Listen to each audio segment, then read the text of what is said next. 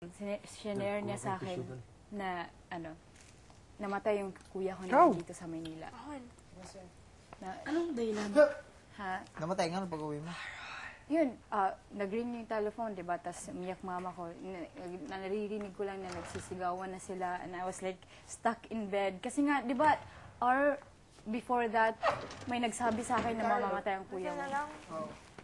Anong Tapos kinamatay? yun, namatay ang kuya ko. Nandito sa Maynila. Anong namatay na? Sabi nila, cardiac arrest daw. Pero, yan naman talaga, di ba, pag mamatay ka, mag-arrest naman talaga ang heart mo. Pero hindi namin alam kung ano ang complication ng kuya ko. Para mga... Ano yung pina-autopsy? Hindi na. Ako yung namatay yung lolo ko. Before nun, nag-celebrate pa kami parang kunwari, namatay siya June 4, mga ganun. May 25, nag-celebrate kami dahil sa anniversary ng lolo at lolo ko. Parang 50 plus. Tapos yan kami ng gold, parang mga 60 plus na 60, kung ano sila years, ganun, ang kasal nila. Celebration, happiness, tapos ayaw nyo kaming umuwi, hindi kami tutulog doon sa kanila. Yung mama ko naman parang, uwi kami pa, alam mo naman, magduol na lang daw, magbibisita lang kami everyday, gano'n. The next day, sabi niya, girls, kami mga apo ng mga babae, pumunta kami kayo mag-inom, kami ng tanduay, kasi palahubog talaga yung lolo ko. Pero palang, kahit na kailan yun, hindi talaga yung nakakusi sa mama ko, kirot. Yung lola ko, grabe makakuan sa mama ko, sa mga kapatid niya, pero yung lolo ko, wala talagang kahit na bahid na gano'n, wala. Tapos nun, na-shock kami dahil, bakit ang aming bill sa kuryente, ang pangalan is Antoniana? Kasi, ang bill sa kuryente namin, ang pangalan talaga nun ay si Lolo. Kasi yung bahay namin, bahay na nila Lolo noon. Yung bill ng kuryente namin, Lolo talaga, UTQ talaga. Bakit nang hindi pa namatay si Lolo ha? Yung mga month na, June, May, bakit Antonia to? Bakit Antonia? Parang gano'n. Pero hindi naman, ang papa ko na isa, Antonia, asawa ni UTQ, okay. Parang, bayad na lang kami, gano'n. Pagka-afternoon day, no? Kami girls, hindi kami pumupunta dun sa bahay nila Lolo kasi busy din kami sa pag-aaral.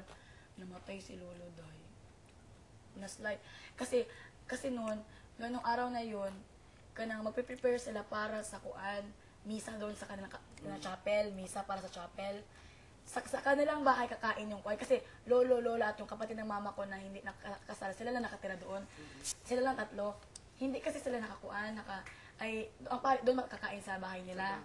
So nag-prepare si Lolo. May hagdanan, plain. Inakyat niya yung kahoy. Pag-akyat sa kahoy na slide. Gano'n na kasi ang likod ng lolo ko, gano'n. Gano'n na siya maglakad. Malambing masyado. Kapag sabihin ko na, Lo, may boyfriend ako, iiyak yun. Bakit? Dahil ayaw niya akong... Magselos? Magselos ko siya kasi love na love ako. Pag ganun, na-slide. So, namatay siya sa anniversary? Namatay siya. Hindi, namatay siya after 1 week after ng anniversary. Tapos, pagbuklod-buklod namin na, kaya, parang, sinasabi na niya ba na, magsama na tayo always, kaya bisig, malapit na ang kanyang everything. Kasi, sa Antonia pa lang, doon pa lang sa bill, sa kuryente, tapos, hindi siya kakain, guys. Noon, kanya-kanya sila kain. Hindi siya kakain hanggat hindi niya kasabay si Lola. Yung pagkamatay, good day, no, matagal pa kami pinuntahan ni Lola kasi pagkamatay noon, kukoy, ganun. Sumakay pa na kabalaban, namara pa ang lola ko, nagpara pa siya. Matagal pa ang sasakyan. Pagpunta sa bahay, ang lolo mo na-slide. Akala min, hindi pa tayo, na-slide si Lolo, okay. Hindi na humihinga, day. Yung sa akin, warning, alam mo, yung after that experience, parang sometimes nagigilty ako kasi, di ba sabi nila, if you hear or pag nag-iisip ka ng masama, may pag-iisip ka masama, dapat you knock on wood, di ba? Ganun.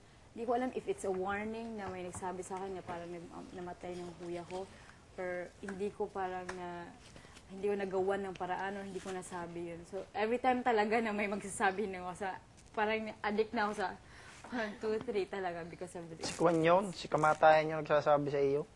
Grabe talaga, mamatay kuya mo. Para lang sinabi sa akin na Yung third eye, naniniwala ka pa sa third eye? Okay lang. Third eye? Wish ka kapatid, wish ka.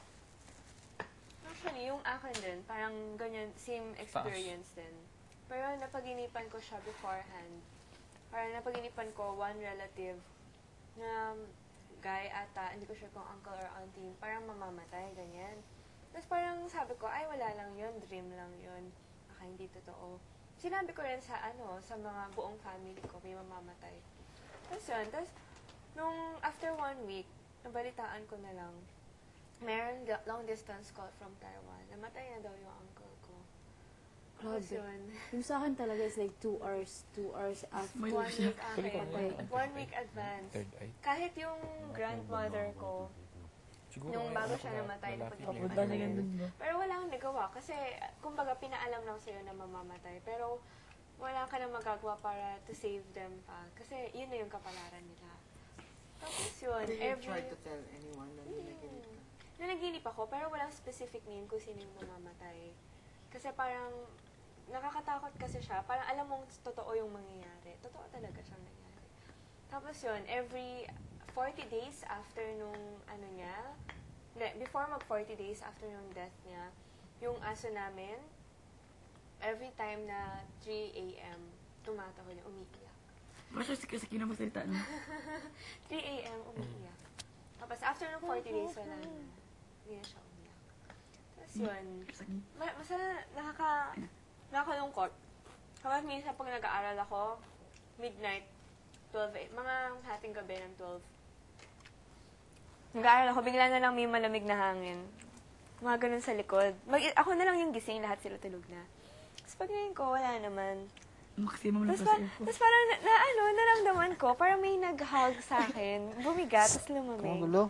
Sabi ko, shucks, pinapatulog na yata ako ng grandmother ko. Kasi alam niya late ako natutulog paggabi. Pinapatulog na niya. Sa rinig ko, parang may bumubulong sa ears ko. Sabi niya, matulog ka na, pahinga ka na. Tapos yun, natulog ako after. Mahinga ka na. Ang baon, mabayaran mo yung utang mo sa abon. Kasi isang ano din, Kalimutan mo. isang na. experience Sinisingin din. lang. Pumunta kami ng Zambales. Kasama ko yung buong buong department namin sa school. Gumagawa kami ng presentation para sa curriculum. Ayan. Tapos,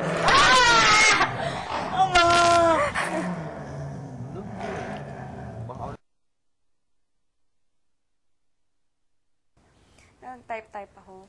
Tapos, nung patulog na ako, di lahat ng ilaw patay na. Siguro 2 lights na lang yung open. Sa Zambales to,